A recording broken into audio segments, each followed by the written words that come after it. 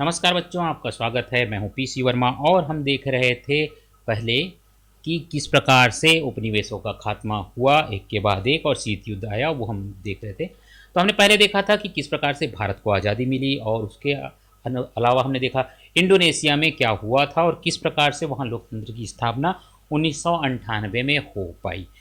अब हम देखेंगे कि वियतनाम जो है वो किस प्रकार से वहाँ पर पूरा कार्यकलाप हुआ।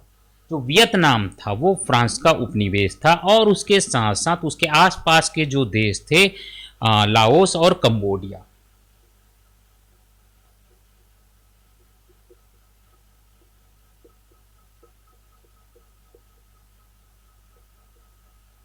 ये भी फ्रांस के उपनिवेश थे। और यहाँ पे क्या हुआ, जब 1929 में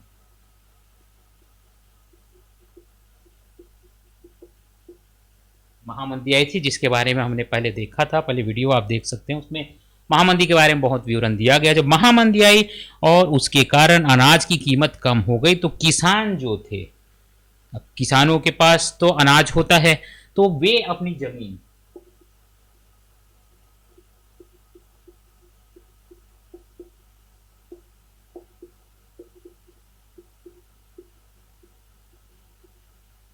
साहूकारों को बेचने लगे, साथ ही साथ जो जमींदार है उनको बेचने गए, और अपने ही जमीन पे वे एक तरह से रेगा कहा जाता है या बटाईदार का काम करने लगे। साहूदार और जमींदार जो थे,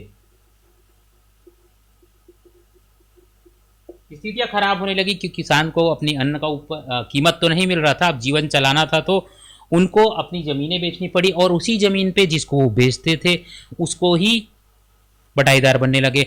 और जो उपनिवेशिक शासक थे, जो फ्रांस था, वो ये चाहता था कि यहाँ पर शिक्षित मध्यम वर्ग ना बने, जो अमीर है अमीर बना रहे, गरीब है वो और गरीब हो जाए, और इस प्रकार से हालात रहे, और किसी भी प्रकार का विश्वविद्यालय ना खुल सके जिससे लोग शिक्षित ना हो जाए, समझदार ना हो।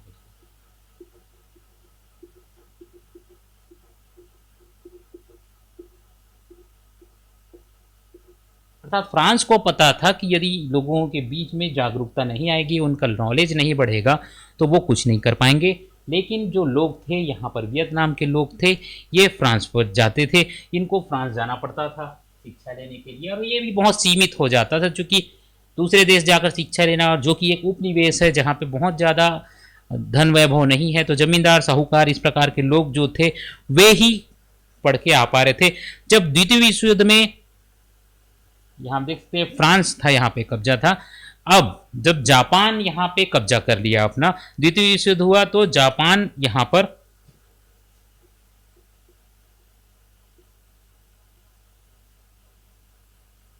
और फ्रांस यहाँ से हट गया। अब यहाँ पर जापान सामने आ गया, वो अपना उपनिवेश एक तरह से बना लिया, उस पर अपना अधिकार कर लिया। लेकिन यहाँ के जो राष्ट्रवादी लोग थे,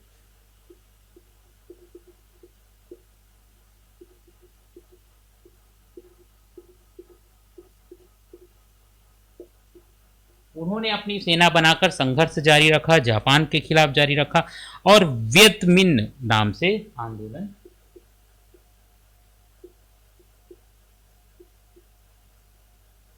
इस नाम से अपना आंदोलन जारी रखा। तो ये आंदोलन प्रारंभ हुआ, और फिर जब 1945 में, क्योंकि विश्व युद्ध में जापान की हार होने लगी थी, जापान जब हारने लगा तो इन्होंने अपनी सेना से जाकर वियतनाम के उत्तरी हिस्से, उत्तरी वियतनाम की राजधानी हनोई पर अधिकार कर लिया। जिस समय पे जापान कमजोर हो गया था, तो अब उन्होंने हनोई पे कब्जा कर लिया, और उनके नेता जो थे हो ची मिन,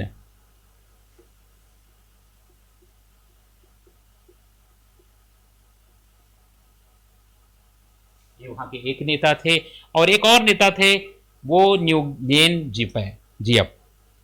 तो अब इन्होंने 1945 में अपने आप को स्वतंत्र वियतनाम गणतंत्र की घोषणा कर दी, वियतनाम स्वतंत्र हो गया। लेकिन अब जब युद्ध हो गया, अब जापान यहां से हार गया, तो फिर फ्रांस यहाँ पे अपना अधिकार लेकर आ गया। यहाँ आप देख सकते हैं, फिर से ये व्यवस्था हो गई कि फ्रांस अपना हुकूमत जमाने का प्रयास करने लगा, कि वियतनाम के लोग इस लायक नहीं है कि वो राज कर सकें, तो हमें यहाँ पे कब्जा करेंगे, इस तरह की बातें आई। लेकिन साथ ही साथ उन्होंने हो चिन मिन को हटाकर उनको बाहर भेज दिया और कब्जा करने का कोशिश करने लगे। अब इस स्थिति में जो उनके सेनापति थे जियप,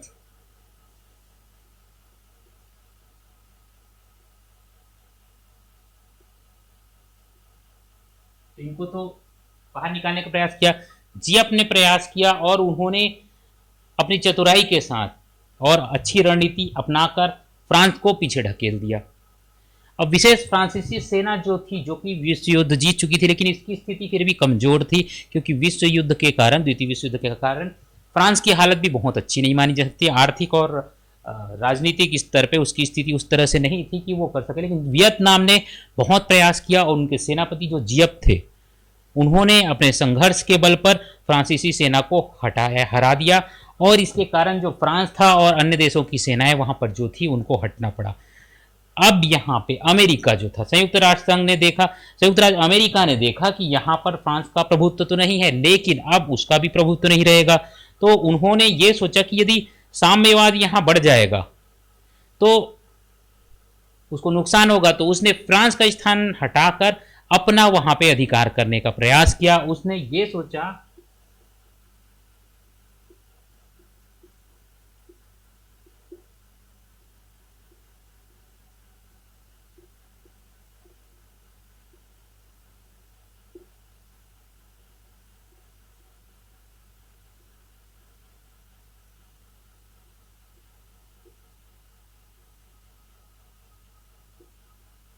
अपने लोगों की एक कठपुतली सरकार वो बना देगा, तो वियतनाम पे उसका अधिकार रहेगा और उसका कामकाज चलेगा, व्यापार चलेगा। ये अमेरिका का सोचना था। तो फ्रांस को उसने हटा दिया सिस्टम से। अब फिर वहां पे उसका उन्होंने दो हिस्सा कर दिया। एक तरह से इसको दो हिस्से में बांटा गया, उत्तरी वियतनाम और दक्षिणी वियतनाम। इसका दो हिस्सा कर दिया गया, उत्तरी और दक्षिण।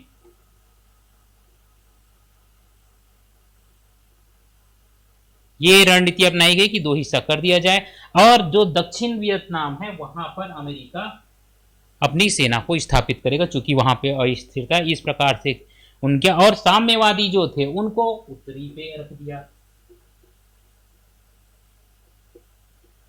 क्योंकि विरोध साम्यवादी लोग कर पा रहे थे, तो उसने दो हिस्सा किया।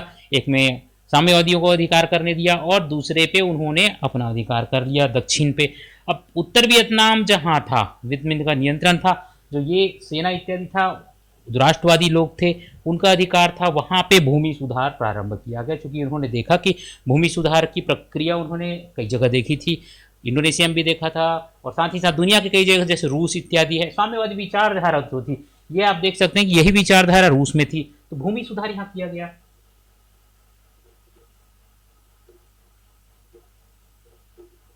और हमने जैसे पहले देखा था, भूमि सुधार में किसानों को जमीन दी जाती है, जो ये बेच चुके हैं। यहाँ पे इस प्रकार देख सकते हैं, साहूकार जमींदार पर जमीन इकट्ठा है, उसको वितरित किया गया किसानों को। और किसान कितना जमीन रख सकता है उसकी सीमा दी गई कि एक किसान के पास इतनी जमीन हो सकती है। सीमा फिक्स कर दी गई कि इससे ज़्यादा किसी किसान के पास हो ही नहीं सकती, सबको बराबर हिस्सा मिल जाए तो सभी खेती करेंगे और उत्पादन अच्छा होगा। चूंकि एक सीमा तक खेती किया जा सकता है लोगों के द्वारा, तो उतनी जमीन दी जाए कि खेती कर सकें और उससे अन्न का उत्पादन कर सकें। अब ये जो हुआ, तो ये जब हुआ तो साहूकार जमींदार जिनके पास बहुत सारी जमीन थी, तो उन्होंने इसका विरोध किया।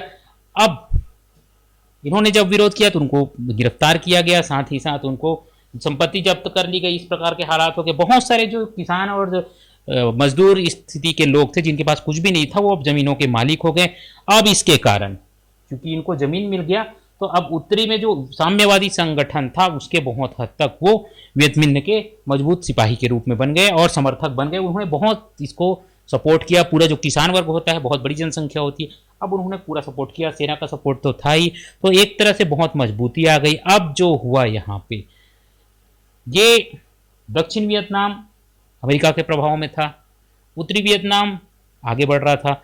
अब यहां पर अमेरिका ने यह सोचा कि यहां भी वियतमिन को हटाकर अपना प्रशासन करे, और सोवियत संघ जो चाहता था कि ये वियतमिन को सहायता दी जाए, क्योंकि वहां पे रूस जो था वो साम्यवादी था, वो सोचता था कि हम इसको सहयोग करेंगे तो वो अमेरिका का सामना कर सके। इस प्रकार से यहाँ पे हालात बन गए थे। तो अमेरिका यहाँ पे भारी बमबारी करने लग गया, रूस वहाँ पे सपोर्ट करने लग गया। तो एक तरह से अप्रत्यक्ष युद्ध का हालात भी यहाँ पे बन गया। अब यहाँ पे अमेरिका ने घातक रासायनिक हथियार का प्रयोग कर दिया, जिसे एजेंट ऑरेंज कहा जाता है। और घातक रसायन का प्रयोग की वजह से जमीन ऐसी हो गई कि बहुत समय तक वहां पे कुछ उग नहीं पाए। इस प्रकार का रसायन उसने उत्तरी वियतनाम पे डाला। तो इस प्रकार की स्थिति देखकर लोग भी बहुत द्रवित हो गए और लोगों को ये लगने लगा कि ये स्थिति बहुत बुरी है। और इसके बाद फिर वियतनाम के लोग बहुत हद तक विरोध करने लगे और अमेरिका के खिलाफ आ गए और बहुत इन्होंने संघर्ष किया। लाखों की तादाद में लोग निकलकर अमेरिका के खिलाफ प्रदर्शन करने लग गए। हालात इस प्रकार के बन गए। अब अमेरिका को ये लगा कि चूंकि वहाँ पे जो किसान हैं, जो अन्य लोग हैं, बहुत सारे लोग जो हैं वो उनके खिलाफ हैं, तो अब अमेरिका को ये लगने लगा कि वो यहाँ पे अपना अधिकार कायम नहीं रख पाएगा और फिर युद्ध में तो जीता ही नहीं जा सकता। तो उसने अपनी सेना को वापस बुलाने की घोषणा की। उस समय पे अमेरिका के राष्ट्रपति निक्सन थे। तो अमेरिका की सहायता, अब यहां से तो अमेरिका हट गया, तो अब दक्षिण वियतनाम जो है वो भी अब यहां तो सपोर्ट हो नहीं रहा है किसी का, तो वो भी टिक नहीं पाया। अब फिर उत्तरी और दक्षिणी वियतनाम दोनों का एकीकरण हो गया। तो 30 अप्रैल